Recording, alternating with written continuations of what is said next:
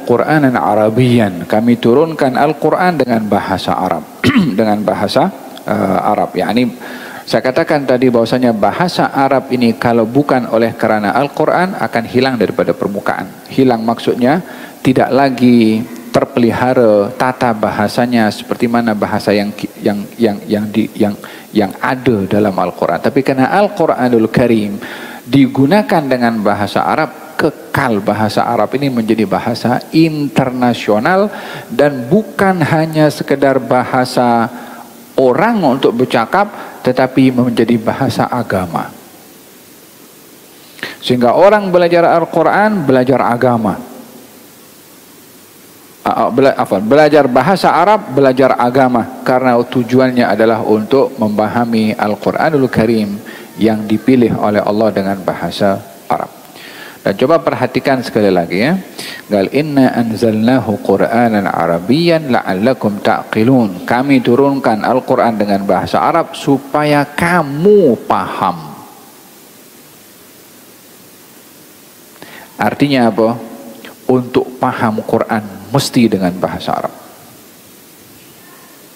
Tanpa memahami bahasa Arab tak mungkin dapat paham seperti mana dikehendaki oleh bahasa Arab walaupun baca terjemahan.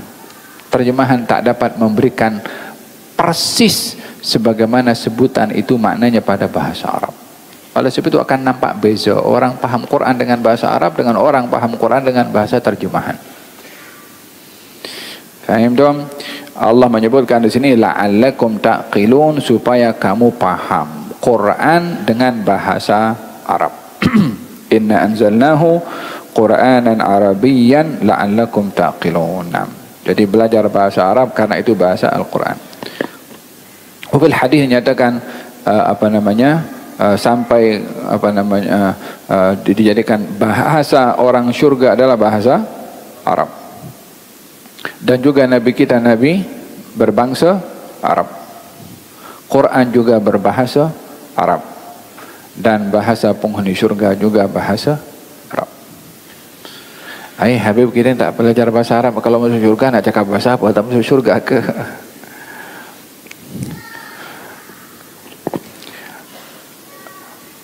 Jangankan bahasa, yang penting masuk syurga dululah. Jangan pikir bahasa apa, yang penting masuk dulu.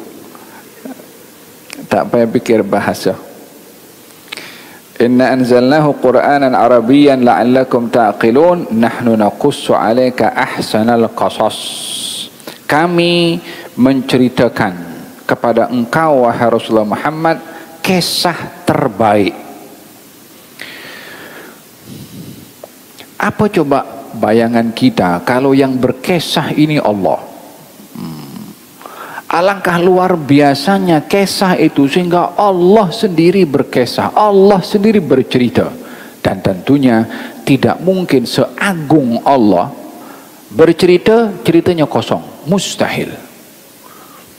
Kalau orang-orang berilmu saja ceritanya itu berkesan dan bermakna dan bernas, kalau Allah yang punya kisah, siapa boleh nak bayangkan luasnya makna yang Allah simpan pada kisah. Dan ini adalah tasyrif, penghormatan yang Allah berikan kepada kisah dan penghormatan yang Allah berikan kepada orang yang Allah kisahkan. Siapa di sini yang dikisahkan? Nabi Muhammad SAW. Apa yang dikisahkan? Cerita tentang Nabi Yusuf. Siapa yang berkisah? Allah Subhanahu wa Ta'ala. Nahnu naqussu 'alaika ahsanal qasas, kisah terbaik. Maksudnya kisah terbaik di sini adalah bukan dibandingkan kisah Nabi Yusuf dengan kisah Nabi yang lain, kisah Nabi Yusuf lebih baik. Tidak begitu, karena semua ayat Quran terbaik dan tidak dibandingkan ada ayat lebih baik daripada ayat yang lain atau surat lebih baik daripada surat yang lain, karena ayat itu firman Allah, surat pun juga firman Allah, maka tidak boleh dibandingkan firman dengan firman mana yang lebih baik. Karena perbandingan itu akan menyebabkan rendahnya yang lain. Ini lebih baik daripada ini, berarti ini yang ini kurang. Mana ada firman Allah kurang satu daripada yang lainnya? Ianya adalah ingin merujuk, ini adalah kisah yang terbaik, mengandungi ibrah terbaik, mengandungi pengajaran terbaik. Nahnu naqussu 'alaika ahsanal qasas bima auhayna ilaika hadzal Qur'an, seperti mana kami wahyukan Quran ini kepada engkau wahai Rasulullah Muhammad, wa in kunta min qablihi la minal ghafilin, yang mana engkau sebelum ini wahai Rasulullah Muhammad tergolong daripada golongan orang-orang yang ghafilin, tidak tahu. Yakni baginda Rasulullah tidak mengetahui apa yang berlaku pada kisah-kisah silam, tapi pada akhirnya baginda Rasulullah mengetahui karena Allah yang kisah, karena Allah yang cerita, karena Allah yang bagi tahu. Daripada mana kita tahu bagaimana siapa yang membela Siti Maryam, yaitu Nabi Zakaria? Allah yang kisah dalam Quran.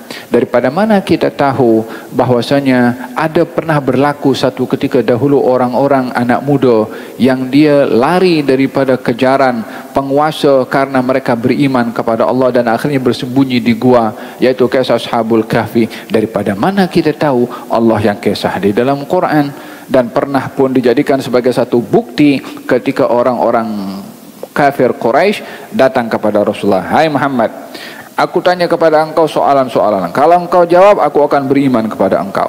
Dan apa soalannya? Coba ceritakan kepada aku tentang orang-orang muda dahulu yang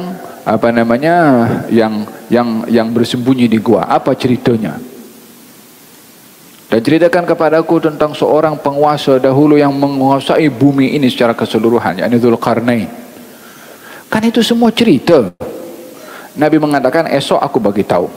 Bermakna waktu itu Nabi tidak mengetahui. Esok tak datang wahyu, lusa tak datang wahyu, sampai 15 hari baru turun wahyu dalam surat Al-Kahfi. Maka diceritakan oleh Nabi kepada mereka. Walaupun pada akhirnya mereka tidak beriman, mereka dapat soalan itu. Orang-orang Quraisy mengatakan, ini mereka dapat soalan bocoran daripada orang-orang Yahudi. Kata si Yahudi mengatakan, tanya kepada dia yang mengaku Nabi, kalau dia jawab soalan ini maka dia Nabi, tentang Ashabul Kahfi. Dijawab oleh Nabi SAW. Awalnya Nabi tidak dapat menjawabnya karena belum turun wahyu kepada baginda Rasulullah SAW. Dan dengan demikian hal-hal yang berlaku dahulu tidak diketahui, diberitahu oleh Allah kepada Nabi SAW, yang akhirnya mengetahui kebenaran-kebenaran apa yang berlaku pada satu ketika dahulu, yang sebahagian dipalsukan oleh pengikut-pengikut agama yang terdahulu. Wa in kunta min qablihi la minal ghafilin id qala Yusufu li abihi ya abati inni ra'aitu ahada asyara kawkaban wasyamsa wal qamara ra'aituhum li sajidin. Permulaan kisah katanya, coba ingat apa yang dikatakan oleh Yusuf kepada bapaknya, kepada ayahnya. Wahai ayah kesayanganku, sesungguhnya aku bermimpi melihat 11 planet, matahari dan bulan. Aku lihat mereka dalam keadaan bersujud. Kita hari-hari kalau lagi langit ini atau awan di tengah bersih, kita melihat pelbagai macam warna, kelap-kelipnya bintang, dan itu banyak. Tapi ini Nabi Yusuf tengok hanya 11 sahaja. Seakan-akan tak ada lagi di atas ini planet atau bintang kecuali hanya 11.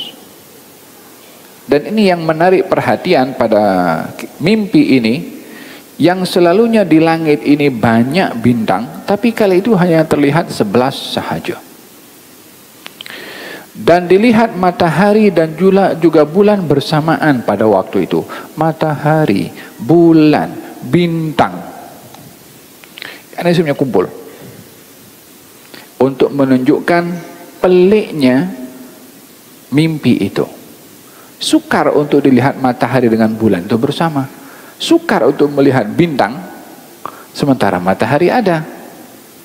Tapi ini semuanya dilihat. Mataharinya ada, bulannya ada, bintangnya pun ada.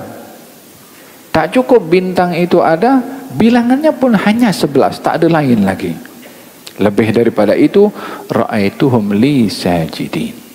Saya tengok mereka, bintang 11 tadi, kemudian mataharinya, kemudian bulannya, ra'aituhum li sajidin. Aku tengok mereka sujud.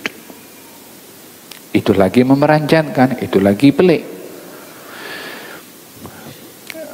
Bagaimana dikatakan bintang itu sujud? Adakah berbentuk manusia kemudian sujud? Matahari adakah berbentuk manusia kemudian sujud?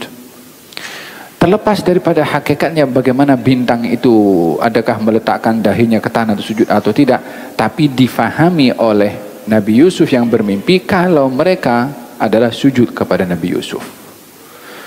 Dan perlu kita sadari bahwa planet-planet ini yang nampaknya kita hanya kalau bintang dan matahari terbit dan terbenam, mereka mempunyai bahasa tersendiri dengan Allah Subhanahu wa taala dalam dialog mereka dengan Allah Subhanahu wa taala.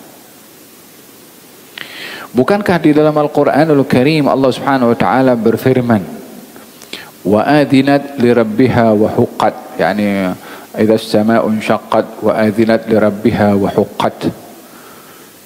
Ketika langit itu terbelah dan langit mendengar perintah Tuhannya. Langit mendengar. Ya, ada dialog antara langit dengan Allah. Bukankah di dalam Al-Quran dinyatakan bahwasanya gunung Ganang itu bertasbih dengan Nabi Yusuf, dengan Nabi Daud, gunung bertasbih. Bukankah di dalam Al-Quran dikatakan bahwasanya petir itu bertasbih juga kepada Allah Subhanahu wa taala? Idzan makhluk-makhluk yang kita nampak, tidak melihat, tidak berbicara, tidak bergerak, mereka ada dialog dengan Allah, dengan Tuhannya. Dengan bahasa yang Allah letakkan kepada mereka yang tidak difahami oleh orang lain, kecuali orang-orang tertentu yang diberikan oleh Allah kelebihan untuk dapat berbahasa dengan benda-benda yang dilihat tidak berbicara. Dalam Sahih Al-Bukhari, baginda Rasulullah SAW menyampaikan khutbah di atas mimbar yang dahulunya Nabi itu berkhutbah di atas jidhi'. Apa itu jidhi'? Pokok korma itu, bahagian bawahnya yang lebih dekat dengan tanah, dengan akar, batangnya pokok itu namanya jidhi', yang bagian bawah. Itu dulu dipotong, diletakkan di masjid Nabi untuk Nabi bersandar ketika menyampaikan khutbah. Maka ketika timbul idea untuk dibuatkan mimbar, maka Nabi berpindah daripada bersandar kepada jidhi' tadi, naik ke mimbar supaya memudahkan Nabi nampak jelas di hadapan orang. Nabi boleh berduduk di atas mimbarnya. Maka tidaklah lagi Nabi bersandar dengan jidhi' itu. Saat mimbar sudah dibuat, Nabi naik mimbar, jidhi' pun menangis. Suara tangisan jidhi', ini lagi mengherankan lagi, bukan hanya berbicara, menangis. Oh, mereka pun ada perasaan juga. Apa tangisannya? Macam air mata, macam manusia lah. Ya ikut caranya itu jidhi'. Manusia menangis dengan air mata, jidhi' menangis dengan caranya dia. Katanya rintihan suara tangisan itu mengganggu suara Nabi ketika menyampaikan khutbah. Bermakna yang dengar bukan Nabi seorang, yang lain pun dengar. Sehingga Nabi turun daripada mimbar menghampiri kepada jidhi' itu, ditenangkan oleh Nabi SAW. Dalam riwayat yang lain, aku melihat Nabi mendekatkan telinganya, lepas itu Nabi mendekatkan mulutnya, mendekatkan telinganya, macam bercakap itu dengan jidhi'. La ilaha illallah. Sampailah itu jidhi' tenang. Katanya umpama seorang ibu yang menenangkan bayinya yang sedang menangis. Naik ke atas mimbar lagi, Nabi bersabda, itu jidhi' tadi tak tahan berjauhan daripada aku. Karena biasa disentuh oleh Nabi, kali ini tidak lagi menangis, sedih, tak dapat dipegang oleh Nabi SAW, tak dapat disentuh oleh Nabi SAW. Aku bagi dia pilihan. Imma dia kembali menjadi korma dan berbuah sampai hari kiamat, atau dia menjadi pokok korma di surga. Dia pilih untuk menjadi pokok korma di surga, baru dia tenang. Kata Imam Ahmad bin Hanbal ketika meriwayatkan tentang hadis ini, kalau tidak ditenangkan oleh Nabi akan menangis sampai hari kiamat.